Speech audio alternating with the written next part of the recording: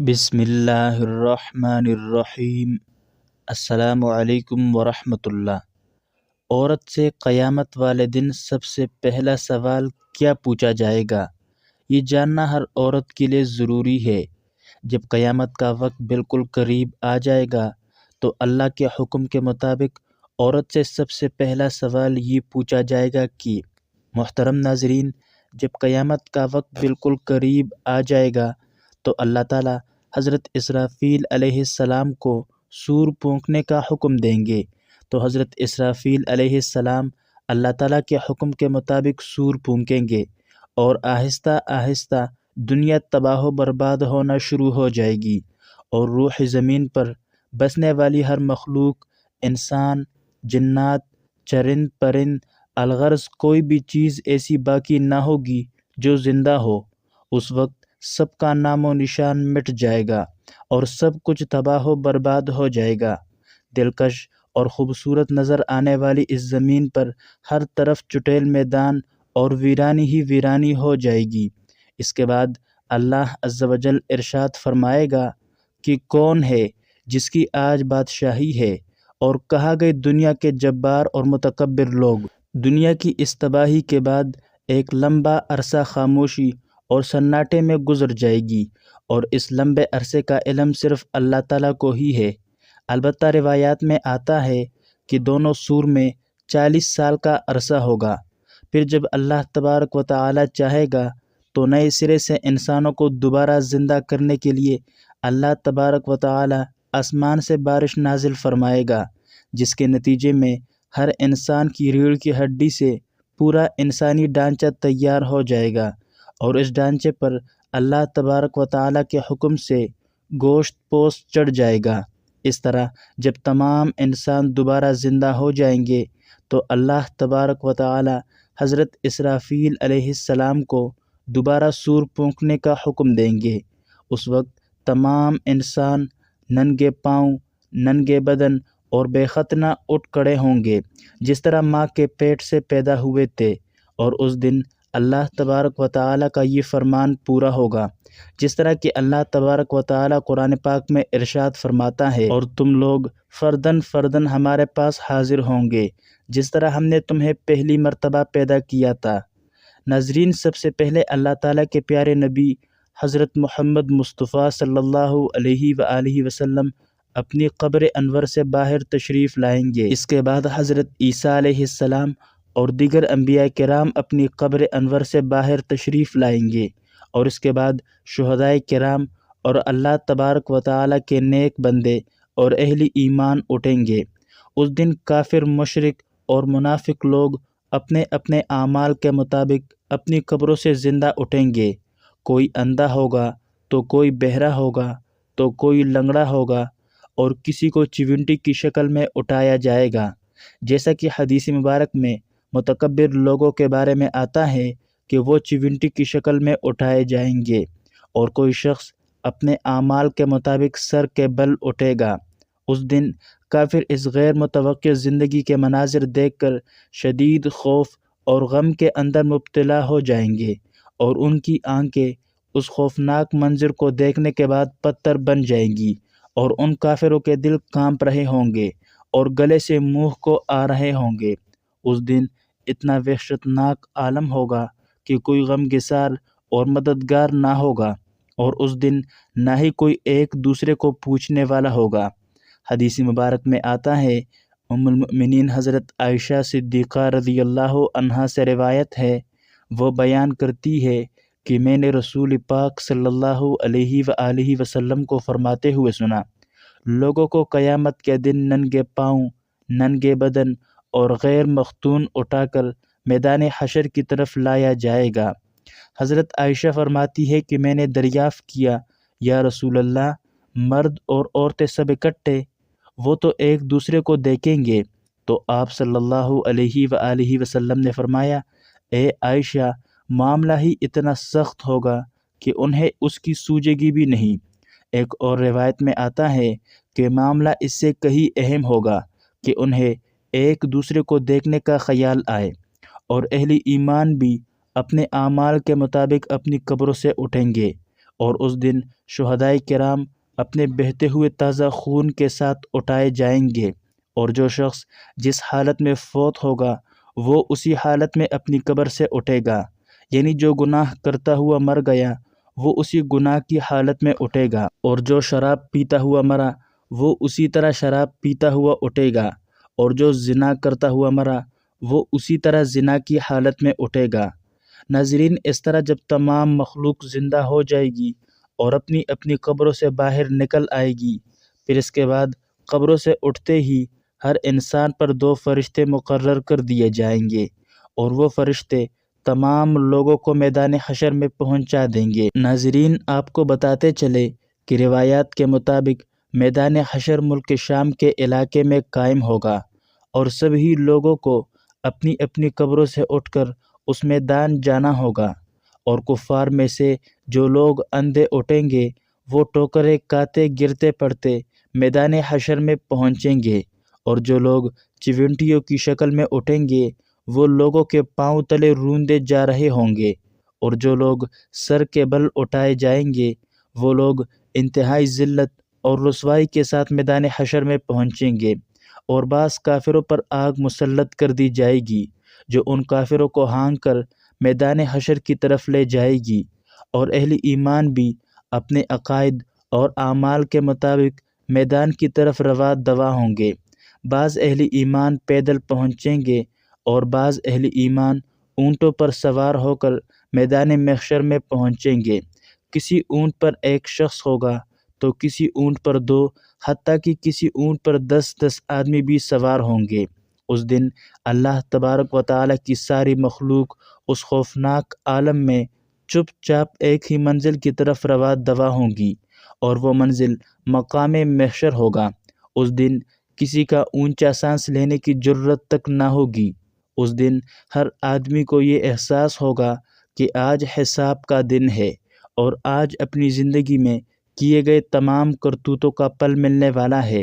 اس طرح جب تمام مخلوقات میدان محشر میں پہنچ جائے گی تو اس وقت اللہ تبارک و تعالیٰ کی طرف سے یہ اعلان ہو جائے گا، اے مجرمین، آج کے دن الگ الگ ہو جاؤ۔ اس وقت تمام لوگ الگ الگ گروہوں کے اندر تقسیم ہو جائیں گے، اور کافر اور مشرک لوگ اپنی زندگی میں جس چیز کی پوجا کیا کرتے تھے اور جس کو اپنا خدا مانتے تھے وہ اسی گروہ میں شامل ہو جائیں گے، اور دوسری طرف ایمان والوں کو ان کے اعمال کے مطابق الگ الگ گروہوں میں تقسیم کر دیا جائے گا۔ نیک لوگوں کے ساتھ ہو جائیں گے۔ ناظرین، میدان محشر میں تمام لوگ ننگے پاؤں اور ننگے بدن ہوں گے۔ اس دن سورج 1 میل کے فاصلے پر آگ برسا رہا ہوگا، اور زمین تپش کی وجہ سے دہک رہی ہوگی، اور جسم سورج کی آگ میں جل رہا ہوگا، اور زمین اتنی گرم ہو جائے گی کہ زمین پر پاؤں نہ رکھا جائے گا، اور لوگ اپنے اپنے عقائد اور اعمال کے مطابق اپنے اپنے پسینے میں ڈبکیاں لگا رہے ہوں گے۔ کچھ لوگ اپنے گناہوں کے مطابق ٹخنوں تک پسینے میں ڈوبے ہوئے ہوں گے، اور کچھ لوگ سینے تک پسینے کے اندر ڈوبے ہوں گے، اور کچھ لوگ اپنے اعمال کے مطابق پورے کے پورے پسینے میں ڈبکیاں لگا رہے ہوں گے۔ حشر کا یہ خوفناک دن 50,000 سال ہوگا، اور لوگ بھوک اور پیاس کی شدید گرمی کی حالت میں 50,000 سال تک کڑے رہیں گے، اور تمام لوگ تنگ آ کر اللہ عز و جل کی بارگاہ میں عرض کریں گے، یا رب العالمین، ہمیں اس مصیبت سے نجات عطا فرما، چاہے ہمیں جہنم میں ڈالا جائے۔ ناظرین، یاد رہے کہ آج سورج کا ہماری زمین سے فاصلہ 9 کروڑ 30 لاکھ میل ہے۔ اس کے باوجود بھی جون جولائی کے مہینے میں زمین اس قدر گرم ہو جاتی ہے کہ 1 منٹ کے لیے بھی زمین پر ننگے پاؤں کھڑا نہیں ہوا جاتا۔ تو ذرا غور فرمائیے کہ اس دن کیا حال ہوگا جس روز زمین کا درجہ حرارت آج کے مقابلے میں کروڑ گنا زیادہ ہوگا۔ اس دن حساب و کتاب سے پہلے تمام لوگ مختلف انبیاء کرام کی بارگاہ میں حاضر ہوں گے اور ان سے اپنے لیے سفارش کرنے کا کہیں گے، لیکن سب انبیاء کرام ایک ہی جواب دیں گے کہ آج میرا رب اتنا غضبناک ہے کہ اس سے پہلے وہ اتنا کبھی نہیں ہوا، اور نہ ہی وہ اس کے بعد کبھی اتنا غضبناک ہوگا۔ اس وقت تمام لوگ مایوس ہو کر حضرت محمد مصطفیٰ صلی اللہ علیہ وآلہ وسلم کی بارگاہ میں حاضر ہوں گے اور آپ کی بارگاہ میں عرض کریں گے، یا رسول اللہ، آپ اللہ کے پیارے رسول ہیں اور خاتم الانبیاء ہے۔ آپ دیکھ رہے ہیں کہ ہماری کیا حالت ہو چکی ہے۔ آپ اپنے رب کے حضور ہماری سفارش کر دیجئے کہ وہ ہمارے حساب و کتاب کا آغاز فرمائے اور ہمارے گناہوں کو بخش دے۔ اس وقت آپ صلی اللہ علیہ وآلہ وسلم یہ ارشاد فرمائیں گے کہ آج کے دن سفارش کے لائق صرف میں ہی ہوں۔ چنانچہ اس وقت حضرت محمد صلی اللہ علیہ وآلہ وسلم کو میدان حشر سے شفاعت کے بلند ترین مقام محمود تک پہنچا دیا جائے گا، جو عرش الہی کے نیچے ہوگا، اور وہاں پہنچ کر حضور اقدس صلی اللہ علیہ وآلہ وسلم اپنے پیارے رب کے حضور سجدے میں گر جائیں گے اور اللہ تبارک و تعالیٰ کی حمد و ثنا کریں گے۔ اس وقت اللہ تبارک و تعالیٰ کی ذات جب اپنے محبوب کی اس محبت برے سجدے کو دیکھے گی تو اس وقت اللہ تبارک و تعالیٰ کا دریائے رحمت جوش میں آ جائے گا۔ اللہ عز و جل اپنے محبوب صلی اللہ علیہ وآلہ وسلم سے ارشاد فرمائے گا، اے میرے محبوب، اپنے سر کو سجدے سے اٹھاؤ اور سوال کرو، جو آپ مانگو گے وہ آپ کو دیا جائے گا، اور جس کی آپ سفارش کریں گے اس کی سفارش قبول ہو جائے گی۔ ناظرین، یہی شفاعت کبریٰ ہوگی۔ شفاعت کبریٰ کی منظوری کے بعد حضور پاک صلی اللہ علیہ وآلہ وسلم مقام محمود سے میدان حشر میں لائیں گے، اور اس وقت اللہ تعالیٰ فرشتوں کی معیت میں میدان حشر میں نزول فرمائے گا اور جلوہ افروز ہوگا۔ اس وقت تمام فرشتے زمین کے کناروں پر کھڑے ہوں گے، اور 8 فرشتے اللہ عز و جل کا عرش الہی اٹھائے ہوئے، اور اس وقت اللہ عز و جل کی عظیم الشان عدالت قائم ہوگی، اور اللہ تعالیٰ فرشتوں کو حکم دے گا کہ تمام لوگوں کو ان کے نامہ اعمال دے دیے جائے۔ اس دن اہل ایمان والوں کو سامنے کی طرف سے دائیں ہاتھ میں نامہ اعمال دیا جائے گا، اور اس دن کفار اور مشرکین کو پیچھے کی طرف سے بائیں ہاتھ میں نامہ اعمال دیا جائے گا۔ اس نامہ اعمال پر نظر ڈالتے ہی ہر انسان کے سامنے اس کی زندگی کے تمام کرتوت سامنے آ جائیں گے، اور اپنی زندگی میں کیے گئے تمام کرتوتوں کی تمام یادیں تازہ ہو جائے گی، اور اس دن اہل ایمان کے روشن چہرے کچھ اور بھی روشن اور تر و تازہ ہو جائیں گے، اور تمام اہل ایمان خوشی خوشی دوسروں کو اپنا نامہ اعمال دکھائیں گے، جیسا کہ اللہ تبارک و تعالیٰ اس منظر کی طرف اشارہ کرتے ہوئے قرآن مجید میں ارشاد فرماتا ہے، اور لوگ کہیں گے کہ آؤ اور میرا نامہ اعمال پڑھو، اور اس دن مشرکین اور کفار کے چہروں کی سیاہی میں کچھ اور بھی اضافہ ہو جائے گا، ذلت ان کے چہروں پر چھا جائے گی، حسرت اور ندامت سے وہ اپنے ہاتھوں کو چبائیں گے، اور تمام کفار اور مشرکین کہیں گے کہ اے کاش ہمیں اپنے نامہ اعمال نہ دیا جاتا، اور کاش میں یہ نہ جانتا کہ میرا نامہ اعمال اور حساب و کتاب کیا ہے۔ کفار اور مشرکین بار بار اپنے نامہ اعمال کو دیکھیں گے، تعجب سے کہیں گے کہ یہ کیسا عجیب و غریب نامہ اعمال ہے کہ اس میں ہر چھوٹا بڑا عمل لکھا ہوا ہے۔ ہائے ہماری کمبختی، یہ نامہ اعمال کیسا ہے؟ کوئی چھوٹے سے چھوٹا یا بڑے سے بڑا ایسا عمل نہیں جو اس میں نہ لکھا ہوا ہو۔ ناظرین، نامہ اعمال کی اس تقسیم کاری کے بعد سوال و جواب کا سلسلہ شروع ہو جائے گا۔ سوال یہ ہے کہ عورتوں سے پہلا سوال کس متعلق پوچھا جائے گا؟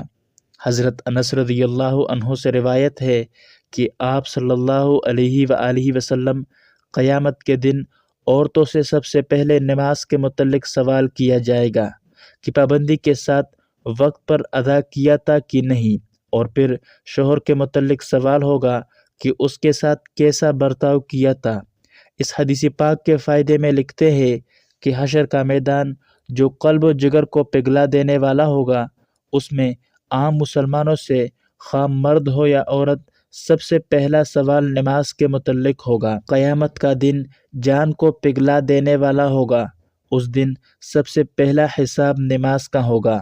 حضرت انس رضی اللہ عنہ سے روایت ہے کہ نبی صلی اللہ علیہ وآلہ وسلم نے فرمایا، قیامت میں سب سے پہلے نماز کا حساب ہوگا۔ اگر یہ صحیح نکلا تو دوسرے اعمال بھی صحیح نکلیں گے، اور اگر اس میں گڑبڑ ہوئی تو دوسرے اعمال میں بھی گڑبڑ ہوگی۔ ان روایات سے علماء کرام نے یوں تطبیق کی ہے کہ حقوق اللہ کے اعتبار سے سب سے پہلے نماز کے بارے میں سوال کیا جائے گا، اور کچھ روایات میں آتا ہے کہ قیامت کے دن عورت سے سب سے پہلا سوال اس کے شوہر کے متعلق ہوگا۔ ان روایات میں علماء کرام نے یوں تطبیق کی ہے کہ حقوق اللہ کے اعتبار سے سب سے پہلے نماز کے بارے میں سوال ہو جائے گا۔ نیز باہمی معاشرت سے متعلق سب سے پہلے بیوی سے شوہر کے حقوق کے بارے میں سوال کیا جائے گا۔ عورتیں نماز میں کوتاہی کرتی ہے۔ نئی عمر کی جوان عورتیں اکثر نماز چھوڑ دیتی ہے۔ کچھ تو بہانہ بناتی ہے کہ کپڑے بچوں کے پیشاب سے ناپاک ہے۔ افسوس کہ یہ سب بہانے قیامت میں نہیں چلیں گے۔ جب سزا ملے گی تب پتہ چل جائے گا۔ اس لیے عورتوں کو چاہیے کہ نماز کی پابندی کرے۔ گھر کی بڑی عورتوں کو چاہیے کہ چھوٹی عمر ہی سے پابند بنائے۔ کم عمر کی عادت اور پابندی کا اثر پوری عمر باقی رہتا ہے۔ اسی طرح فرائض شریعہ کے مطابق عورتوں سے شوہر کے حقوق اور ان کی خدمت کے بارے میں سوال ہوگا۔ آج کل کے دور کی وہ عورتیں جو ملازمت کرتی ہے، آفس، دفتر وغیرہ میں کام کرتی ہے، وہ شوہر کی خدمت میں کوتاہی کرتی ہے۔ حتیٰ کہ ایسی عورتوں سے کھانے تک کی سہولت نہیں ملتی۔ ایسی کوتاہی کل قیامت میں قابل گرفت ہوگی۔ ناظرین، جب یہ سوال و جواب کا سلسلہ ختم ہو جائے گا اور تمام لوگوں سے ان کے حقوق کے متعلق سوال کر لیے جائے تو اس کے بعد میدان حشر کا آخری مرحلہ شروع ہو جائے گا اور میزان کو سجایا جائے گا۔ تمام انسانوں کے نام اعمال اپنی آخری شکل میں وزن ہونے کے لیے تیار ہو جائیں گے، اور حجت کو قائم کرنے کے لیے میزان قائم کیا جائے گا، اور اس میزان میں جن لوگوں کی نیکیوں کا پلڑا باری ہوگا وہ لوگ کامیاب ہوں گے، اور جن لوگوں کے گناہوں کا پلڑا باری ہوگا وہ لوگ ناکام ترین لوگ ہوں گے۔ اس دن جو کامیاب لوگ ہوں گے وہ جنت میں چلے جائیں گے، اور جو لوگ ناکام ہوں گے اور جن کے گناہوں کا پلڑا باری ہوگا وہ جہنم میں داخل کر دیے جائیں گے۔ اللہ تعالیٰ سے دعا ہے کہ اللہ پاک ہمارے ساتھ حساب و کتاب والا معاملہ نہ فرمائے، بلکہ ہمارے ساتھ فضل و کرم والا معاملہ فرمائے اور ہمیں اپنے فضل و کرم سے بخش دے۔ آمین ثم آمین۔